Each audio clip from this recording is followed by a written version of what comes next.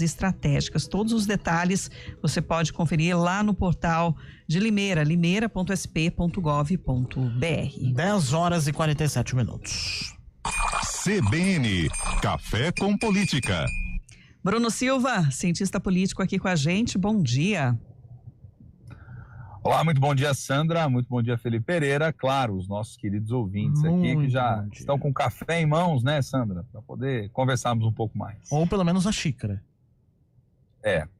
Também, né? Diante do preço ainda do café, né? Então, temos que levar em conta isso. Bruno, trago aqui para nossa conversa a aprovação ontem em definitivo pelos vereadores de Campinas sobre o reajuste das remunerações dos servidores da Câmara, projeto também que criou o auxílio saúde para os funcionários ativos, inativos e os comissionados. Lucas Neri traz os detalhes para a gente da sessão. A Câmara Municipal de Campinas aprovou por maioria um projeto de lei que prevê um reajuste salarial superior a 23% para os servidores do Legislativo.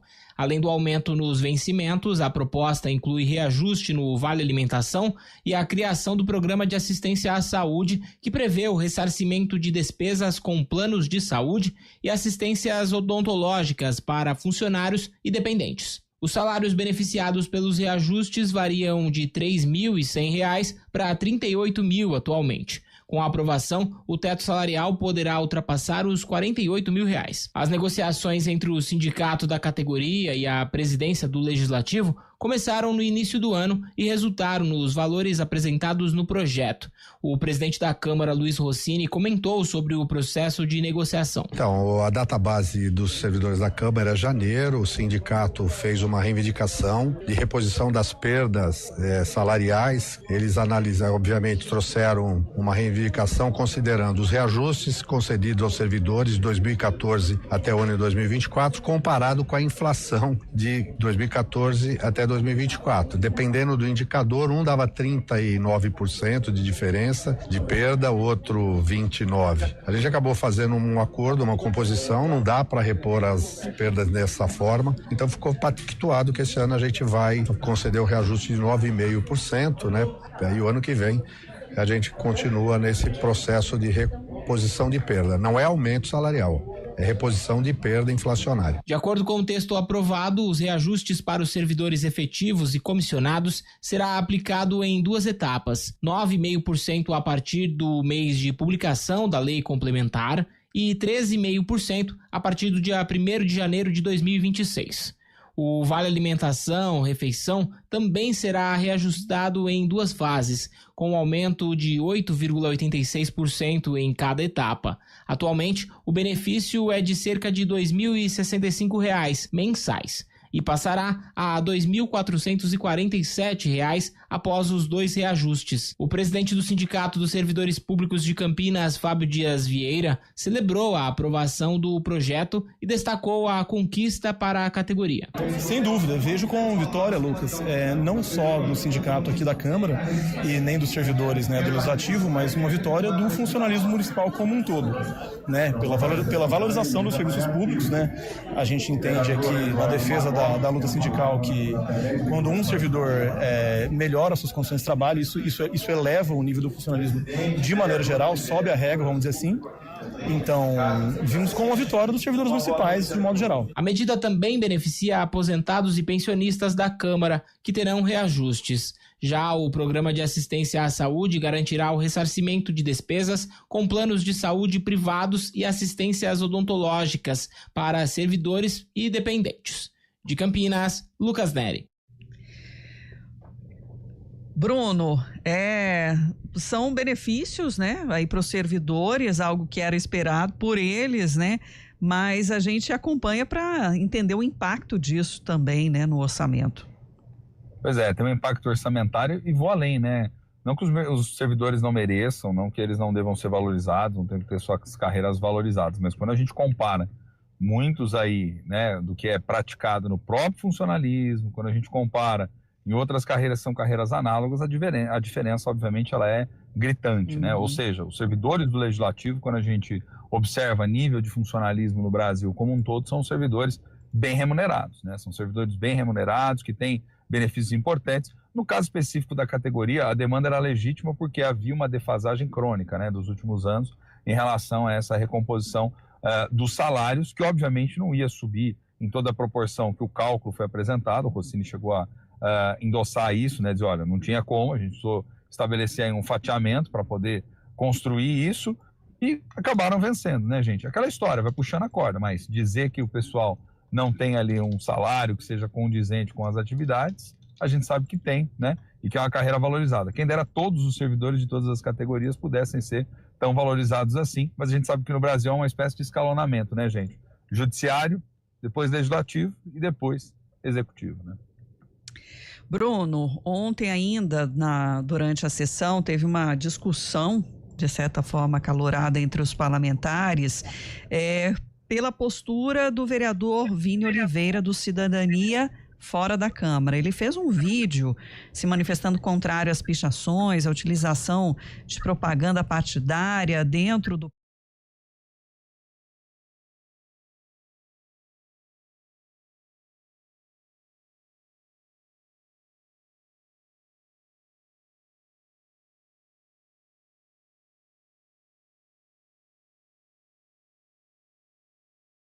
Cidadania e parlamentares da esquerda, incluindo as vereadoras Paola Miguel e Guida Calisto, do PT, e Mariana Conte, do PSOL. Os vereadores Wagner Romão, também do PT, e Gustavo Peta, do PCdoB, também criticaram a postura de Vini. O embate teve origem após uma visita de Vini Oliveira à Unicamp, registrada e divulgada pelo próprio vereador nas redes sociais. No vídeo, ele exibe pichações, adesivos e manifestações políticas espalhadas pelas paredes de um dos prédios da universidade. Durante a gravação, Vini chega a arrancar adesivos de candidatos do PT, incluindo material de campanha da vereadora Paola Miguel. O caso repercutiu na sessão da Câmara, especialmente durante o tempo da fala livre na tribuna, quando os vereadores trocaram acusações sobre o episódio. Vini ainda não estava presente no plenário quando Gustavo Peta mencionou o caso.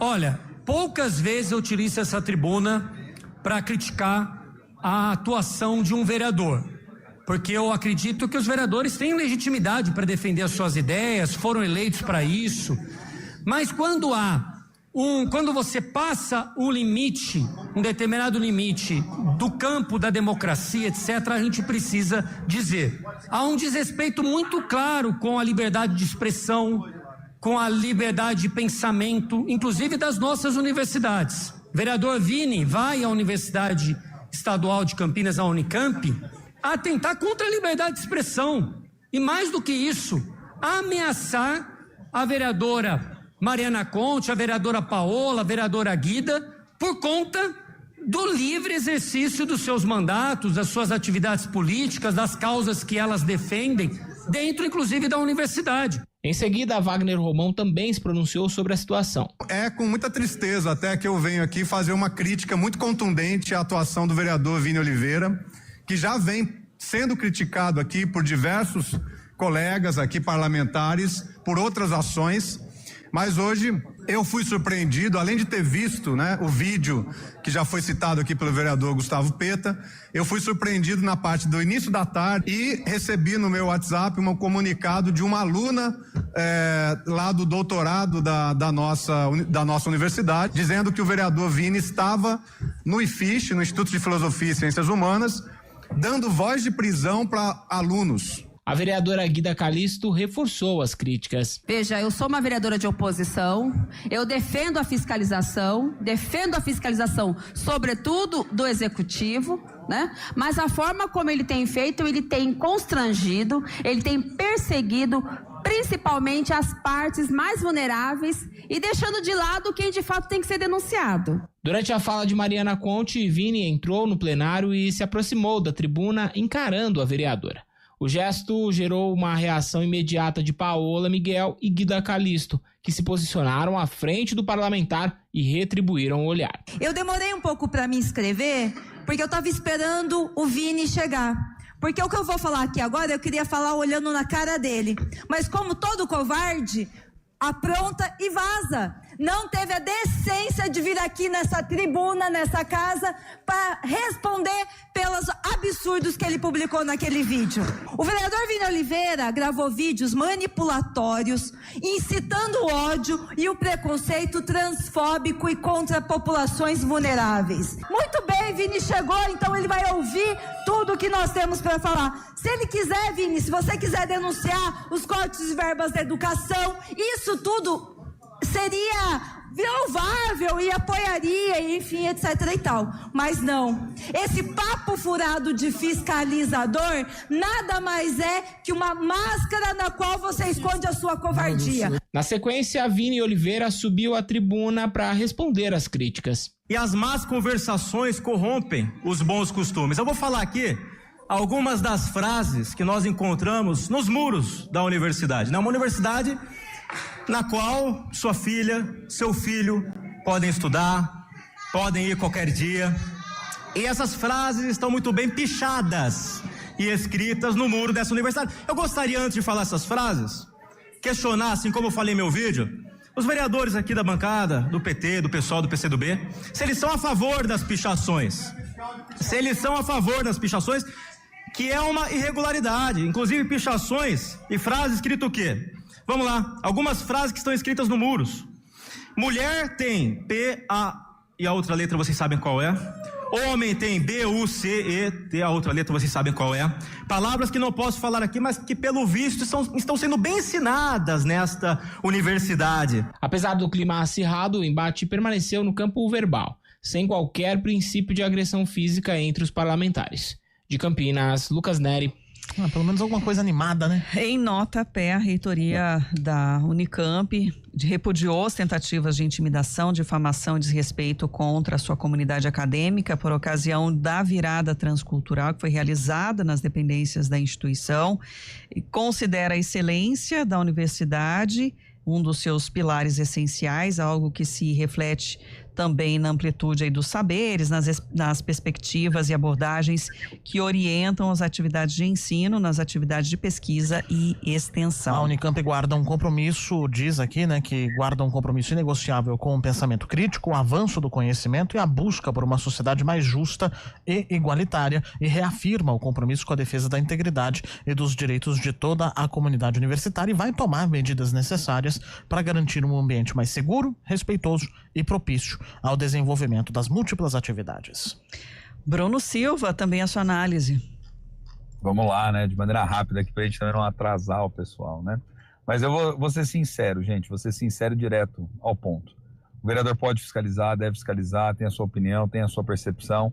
Que bom que as pessoas veem o mundo de maneira diferente. Ele poderia ter chegado ali na universidade e ser crítico efetivamente em relação àquilo que o incomodou, por exemplo, sei lá, a quantidade do que ele diz, né, as pichações, do que mostrou e etc. Você poderia trazer e teria até um argumento razoável para dizer, olha, tá vendo, é equipamento público, não pode ser, mas não foi esse o foco, né? Vamos ser sinceros. Isso foi utilizado como subterfúgio ali para depois ir adiante naquilo que realmente importou, que era causar, né? Era causar ali vamos dizer assim, causar um mal-estar, fazer justamente um reforço a uma ideia que é uma percepção que está muito no senso comum, de que dentro dos ambientes universitários tem se doutrinado pessoas, tem se feito com que elas agora tenham uma mentalidade contra, né, a moral, os bons costumes. Chegou a falar disso, inclusive, na sua fala, é pura bobajada, né? A grande realidade é a seguinte, gente, as pessoas têm dificuldade em lidar com o contraditório dentro da democracia, isso ficou mais uma vez evidente ontem na sessão.